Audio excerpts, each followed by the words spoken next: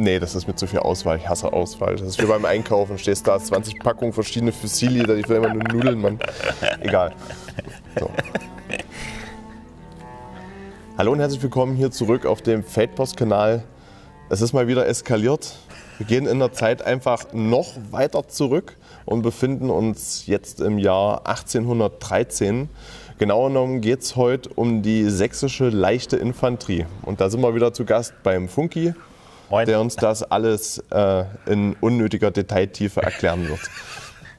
Ja, unnötige Detailtiefe, das hast du schön gesagt. Ja, sächsischer Schütze vom 2. leichten Infanterieregiment. Ja, die Uniform ist quasi so im Jahr 1813 so getragen worden. Die sächsische Armee musste nach dem Russlandfeldzug 1812 komplett neu aufgestellt werden. Die sind mit über 20.000 Mann sind die untergegangen, kann man so sagen, sind nur 600 wiedergekommen. Fix aus dem Boden gestampft werden.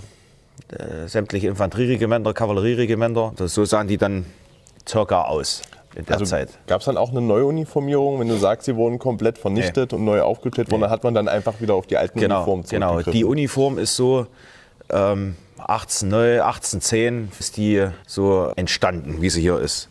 Die Schützen, das ist eigentlich eine ziemlich neue Waffengattung in Sachsen, die haben, also Schützen gab es schon immer, also gab es schon in der sächsischen Armee, die waren aber in den Infanteriebataillonen, in den Infanteriekompanien, waren das ausgewählte Leute, die als Schützen agiert haben. 1809 in dem Feldzug gegen Österreich haben sie die Schützen aller Regimenter zusammengezogen und haben quasi Schützenbataillone gebildet. Die haben sich sehr gut bewährt. Und daraufhin wurden dann zwei Regimenter aufgestellt, das 1. und das 2. leichte, ja, wo es auch jeweils Reenactment-Gruppen dazu gibt. Darf ich dazu mal fragen, was jetzt einen Schützen genau von einem Infanteristen unterscheidet? Genau. Wie da unterschieden wird? Ein leichter Infanterist, das ist, der agiert in offener Formation, waren aber auch in Linienkampf ausgebildet, hatten glattläufige Gewehre, also Steinschlossgewehre, wie es zur damaligen Zeit üblich war. Nichts anderes gab es. Ja, und die haben sowohl in geschlossener Ordnung als auch in aufgelockerter Ordnung in Schützenlinien immer in Rotten, also immer 2 bis 3 Mann agiert und aus der Deckung heraus geschossen. Haben die Schlacht eröffnet, haben die Schlacht abgebrochen, Marschwege gedeckt, Sicherungsaufgaben übernommen. Und dann gab es ja noch, zu der leichten Infanterie gab es dann noch Jäger.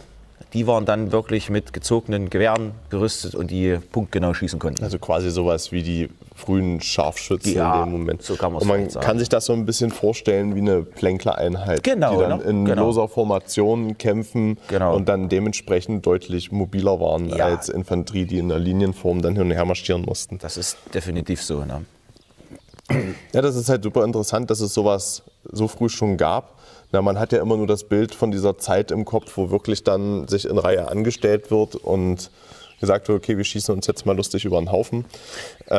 Aber da gab es ja dann immer wieder diese Experimente, diese Jägertaktiken, dass dann wirklich in losen Formationen auch vermutlich auch Nachschubwege angegriffen wurden. Da waren ja viel, viel mobiler. Ja gut, also Nachschubwege und sowas, das haben dann eher die Husaren gemacht. Das war dann quasi das Pendant der Kavallerie. Das war dann leichte Kavallerie, die waren noch viel beweglicher, schneller. Die haben dann solche Nachschubwege.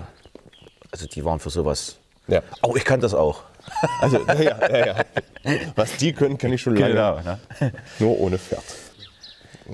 Ja, dann haben wir auf dem Kopf habe ich den Tschako.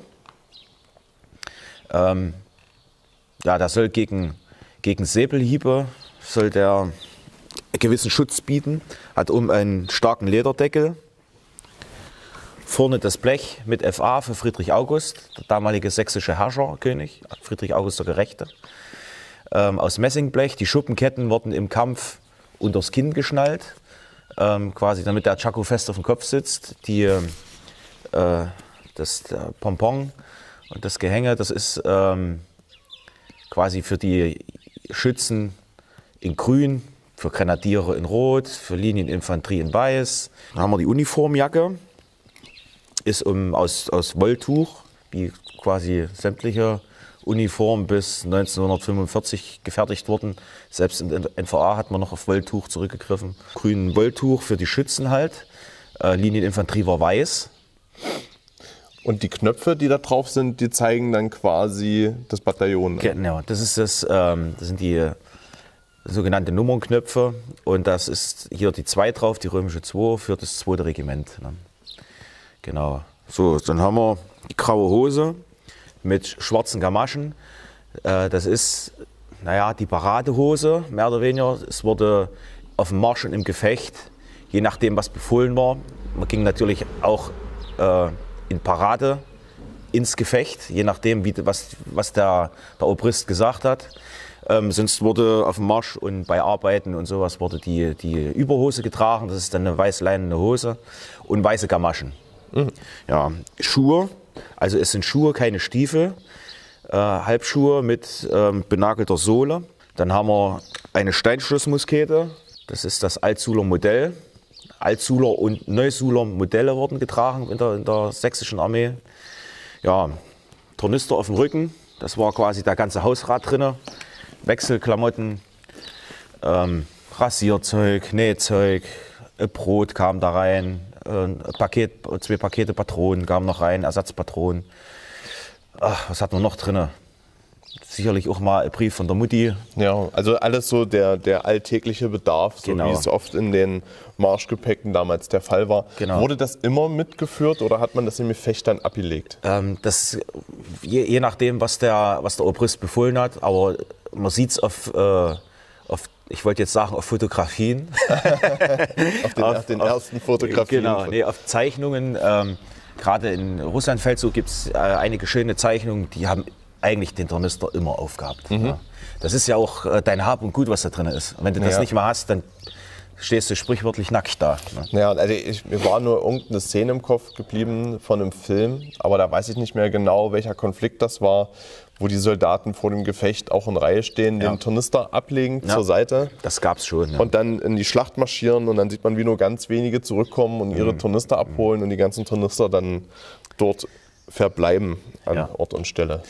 Ja, nee, also ich würde einen Umkern ablegen. Ja, dann haben wir die Patronentasche, fast 45 Schuss, Papierpatronen mit eingedrehter Kugel. Also ist eine Kugel mit verbaut in dieser Patrone, wurde aufgebissen und quasi in den Gewehrlauf eingefüllt, Genau. im Ladestock nachgestoßen und dann, wenn alles gut ging, ist der Schuss gebrochen. Genau. Und hier war das ja noch so, anders als bei den Perkussionsgewehren, wo dann eine Zündpastille eingesetzt wurde, musste vorher Pulver aus dieser Papierpatrone auf die Pulverpfanne gelegt werden. Es kam darauf an, welches Gewehrmodell man hatte. Es gab auch selbst aufschüttende Pfannen, die sich dann, das hat die ersten Male funktioniert, bevor das Gewehr dann so sehr verschmaucht war. Ja. Und die sind quasi konische Zündlöcher und die haben sich selber mit Pulver dann gefüllt. Befüllt. Ja, okay. Es funktioniert auch, also es funktioniert bei der hier auch wunderbar.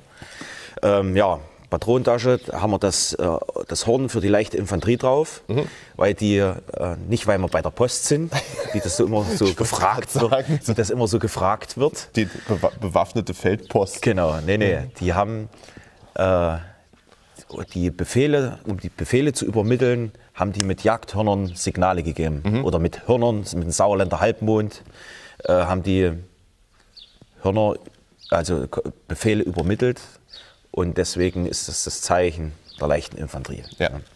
Also auch in Frankreich, in sämtlichen anderen Nationen ist das eigentlich das Zeichen der leichten Infanterie. Ja, und auch noch sehr lange, also bis in den Ersten Weltkrieg hinein, war auch für die französischen Jäger, die auch eine französische Bezeichnung haben, die ich einblende, da ich nicht in der Lage bin, diese korrekt auszusprechen.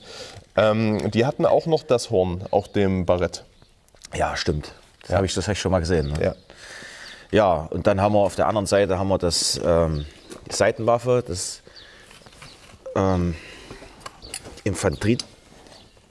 Infanteriedegen, Modell 1808, ist mehr oder weniger ein Werkzeug und für die 4. Kompanie ist da ein Puschel dran. Ah ja, also das ist quasi wie die Kompanietrottel. Ja, genau. Ja. Und hier ist quasi so im Puschel aufgeschoben. Ne? Ja. Das ist natürlich auch eine sehr dezente Seitenwaffe. Also wenn man das mit den Seitengewehren späterer Konflikte vergleicht, ist das jetzt schon einfach ein ausgewachsenes Schwert. Genau, das taugte hauptsächlich als Werkzeug. Also wie man es im Film sieht, dass die aufeinander losgegangen sind und haben gefochten wie wild. Es ist halt, wenn man will, ähnliche Faschinenmesser und man hat damit, oder ähnlich einer Machete, und man hat damit Äste abgeschlagen, um sich Unterkünfte zu bauen, weil Zelte hatten die armen Jungs nicht, die haben draußen geschlafen. Ja. Die hatten noch einen Mantel auf dem Tornister, den ich jetzt vergessen habe aufzurollen. Das ist nicht so schlimm, wir alle wissen, wie ein aufgerollter Mantel aussieht. Genau. Wir haben noch Brotbeutel, wo ein bisschen die Tagesverpflegung reinkam. Feldflasche, Modell 1808, da ist dann quasi ein Blechkorpus, wo eine Glasflasche drin ist. Ja, das haben die auch sehr lange gehabt. Ja, ne? ja, wie gesagt, bis weit im Ersten Weltkrieg. Ne? Ja. Da gab es das bei Landsturmeinheiten noch.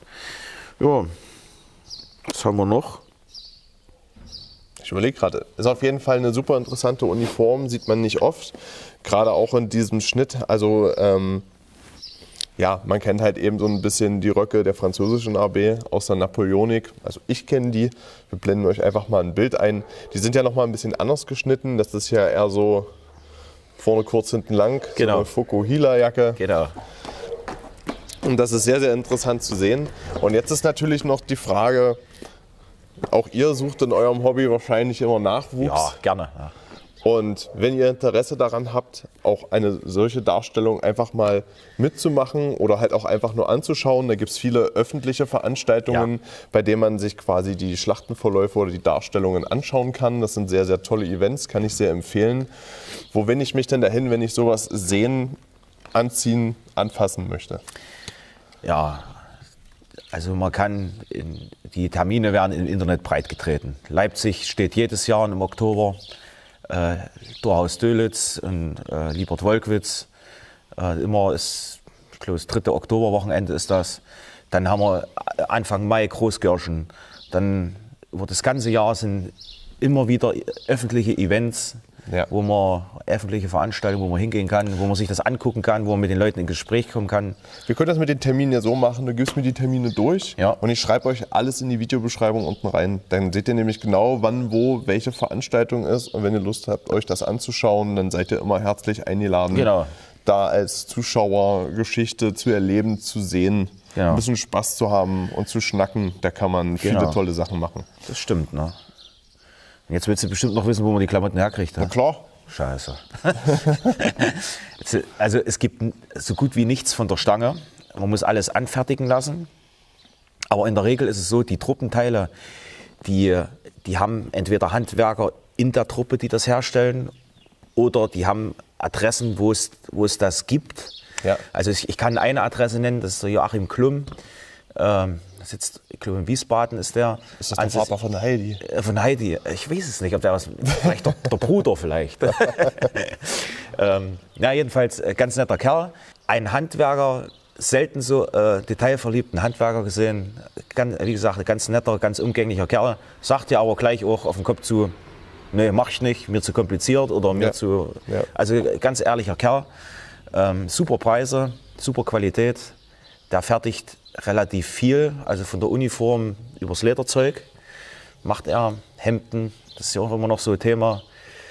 Ja, und sonst im Endeffekt am besten bei den Truppen nachfragen, wo die Bezugsquellen haben. Genau, also ich hab das zum Beispiel auch sehr oft erlebt, dass viel selber genäht wird in so Nähgemeinschaften. Also das sage ich immer jedem dazu, der sich für so eine Epoche interessiert. Ihr kommt nur sehr schwerlich einfach an die Sachen. Genau. Also es muss viel in Eigenregie organisiert und hergestellt werden. Bis auf die Tuche und die Stoffe, die gibt es natürlich zu kaufen. Und so Sachen wie, ich glaube, der Chaco, da sind wir wieder bei angesprochenen Handwerkern, die sowas dann herstellen. Genau. Und richtig, wenn ihr da Interesse dran habt, dann müsst ihr da ein wenig handwerkliches Geschick mitbringen oder die Bereitschaft, dieses zu erlernen. Genau. Es ist alles nicht schlimm. Es lässt sich alles machen. Ich bin auch Idiot, ich habe es auch gelernt. Ne? Na. Und hat trotzdem eine Uniform. Genau. Ich möchte mal sagen, die nicht so schlecht aussieht. Nö, da kann man nicht schimpfen. Und da ich mir vorstellen kann, dass ihr euch jetzt wahrscheinlich fragt, wie der Typ schon wieder rumrennt. Was ich hier trage, ist eine thüringische Bauerntracht um 1800, 1820. Eher noch für jüngere Burschen. Ist bei mir dann zwar ein bisschen am Thema vorbei, aber die Idee war gut.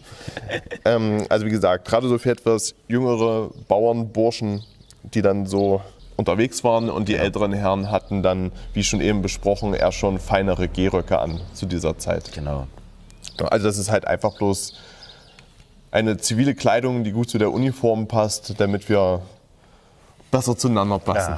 Ja. Schön gesagt.